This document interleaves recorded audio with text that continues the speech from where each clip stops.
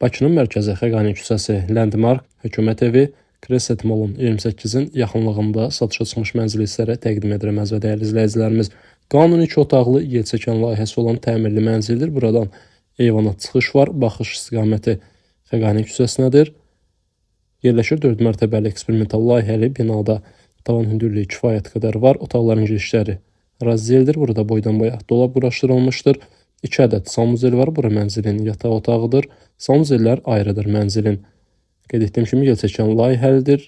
Səliqəli, sakit həyəti var.